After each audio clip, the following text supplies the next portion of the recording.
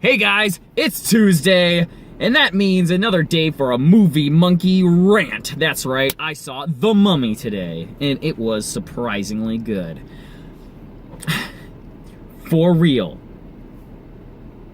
After all of this time, I still remember the female lead's name is Jenny, and his name is Nick. Nick. Most definitely. And that's how good this movie is. I remembered that. That's a strangely amazing thing. Anyways. So, I'm going to nitpick at this a little bit. I'm just going to pick at some stuff. The beginning of this movie. The main character, or the main villain, is the mummy. And she's a princess. And she's like gonna take over Egypt when her dad dies. And she's totally fine with that. She loves life. Life is good. And then her dad has a baby with this woman that wasn't her mother, but it was this other woman. And that baby is a boy. And that means she's out. Like, he's gonna take over. And she's not gonna take over the throne. So she immediately turns to evil and makes a deal with Set to kill her family, bring him into the human realm so they could, like, wreak havoc. I don't get that. Why would she want that? I just don't understand the severity of her not being princess. She could just kill two people. She could just kill the baby. Legit. She could kill the baby, smother it, and then be like, oh my god, this baby died. This is ancient Egypt. Babies die all the time. No, she goes to Set, makes a plan, like, I'm gonna bring you back to life, we're gonna kill everybody on the planet. She gets taken out and captured. Oops. If that didn't happen, this wouldn't be a movie. It would be a much different movie about her and him had the planet or something, I don't know. But that's not the movie. The movie is she gets captured. Gets locked away, other stuff happens, kind of convoluted, and as I said in my review, it felt awkward. It was like putting on a new pair of shoes and like tying laces, and you know that they're the right size, but they're like tight, and they don't feel quite right, and you're like contemplating, is this gonna be the right size for me, or should I get a size too big? Or did I get something too small? Anyways, that's kind of like this movie. It feels uncomfortable in the beginning. But it's new, and it's like launching something into the future. And I'm gonna bring us to the end of this movie. And this movie kind of like cues up the end of this movie because it has Dr. Jekyll and Mr. Hyde in the movie itself.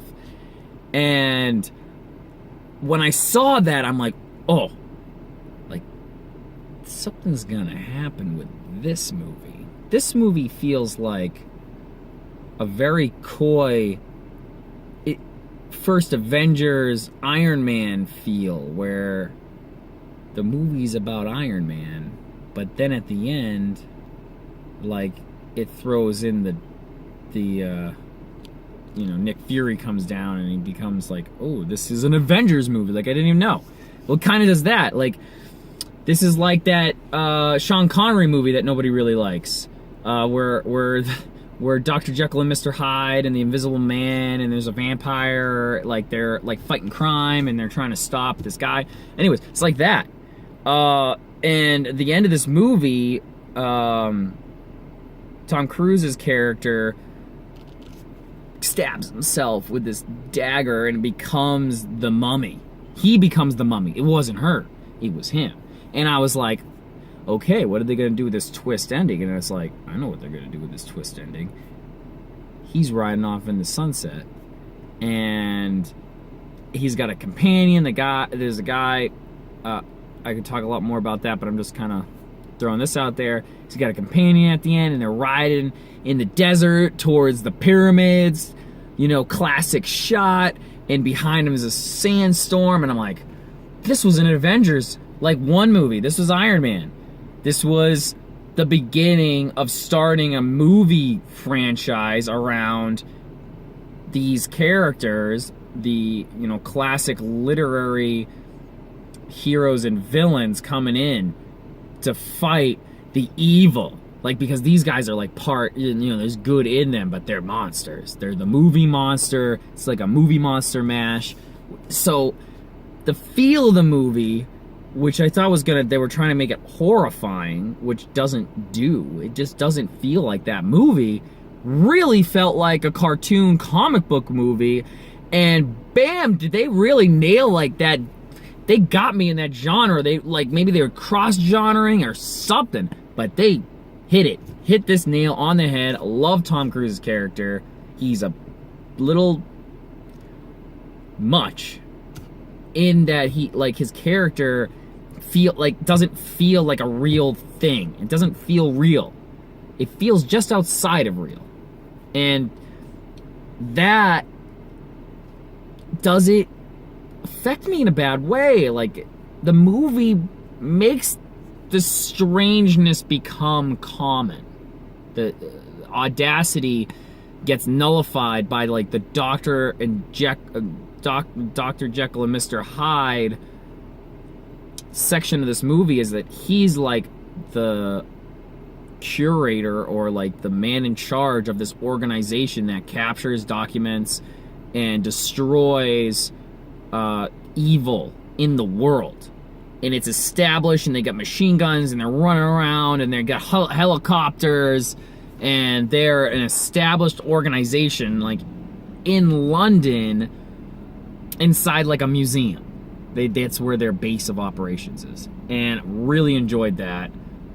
Really brought the movie into a different feel.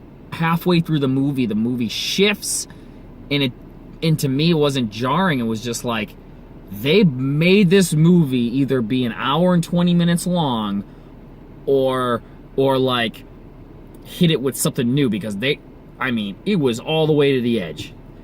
The Tom Cruise's character is getting possessed by this woman who needs him to like bring Sed into like existence. That was great.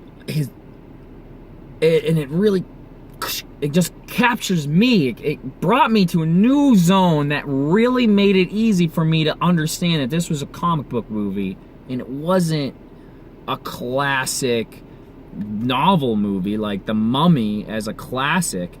Updated it almost into a comic book version of that movie, and feels good. It feels good in the time that we're in right now. Loved it. This is just me like raving my love for this movie. Like, I have almost nothing else. I almost like to see it again in that zone where this is a comic book movie and it's gonna have some weird shit happen, and I completely can buy it.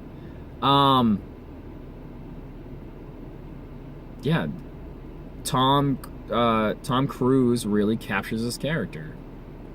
I understand the motivations of this character. Some funky stuff about love was in there, but I could buy it. I want him to win. He's like a great archetype rogue character who's trying to figure out life. He's like really awesomely done. It was really well done. There are some real reactions, like this guy stabs a military sergeant or like his superior because he's possessed, and he's like not dead anymore. He's an undead possessed thing, and man, does that land. He just kills this guy and turns around and wants to kill everybody else, and people are like, what the fuck, we're gonna shoot you. And Tom Cruise's character's like, you can't, he's my friend. And then Tom Cruise just like shoots him a few times. Like, really weird. Like, great reactions, crisp. See it on the guards' faces. I could see it on Jenny, the main character's face.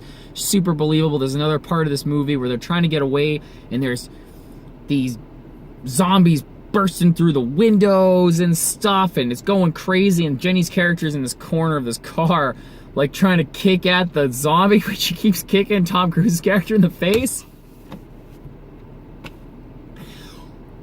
Wow, I love that scene. I loved it. because I could see somebody in a frantic, like, like shit, this stuff happened, and she's just like going at it, and she sees like she's kicking this because the zombie's in there, and he's just like fucking kicking Tom Cruise in the head, and I love that scene. He's like, you're kicking me in the head, can you stop kicking me in the head? There's another scene where she's like, you're not a bad guy, you're not a bad guy, you gave me the only parachute without even thinking of yourself. And he's like just sitting there like traumatized about how he's evil, and he's just like, I thought there was another parachute. It's just like dead silence. He's just like, I thought there was another parachute. Love that. Jumping back, there's like this plane crash scene, which was great. Loved that scene. Bouncing around this plane. Well shot scene. Like I really got the movement without feeling sick. Very well shot. I loved it. And he's flying around and he's trying to get this parachute on her and gets her out. And he dies. And then he comes back to life. And he has no cuts or anything on his body. And that's the scene where I was like, are they gonna fucking address this? This guy just came out of a plane crash with no cuts or anything. Like his body's fine, but he was dead. And I really wanted the doctor to be like, and there to be blood or him to be like astonished that he was alive. Well, he was astonished because he was alive, but sort of, and then like that he was like put like together. And I'm guessing they identify the bodies before they do an autopsy, because I mean he was like completely fine, naked, looking good. Tom Cruise, like shit, I wish I looked that good right now. I'm like trying to get there, but Tom Cruise knows how to do it. And it does get addressed later. So like, you don't have any cuts and bruise on you, and he's just like, I don't know, drinking drinks. Like, little nitpick. I mean, I would have liked a comment from the doctors being like, how did, like, didn't you stitch him up? And she would just be like, or some acknowledgement of him mangled. Didn't he come in with broken bones? I mean, he came in like completely fine. Or I would have liked to address that it was awkward that the doctors thought it was weird.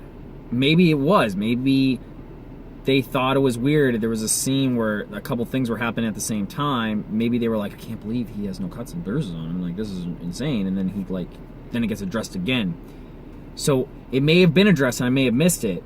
And I'm giving this movie the benefit of the doubt that it was, because it was really like quick and smart, and I love this movie, and you should check it out.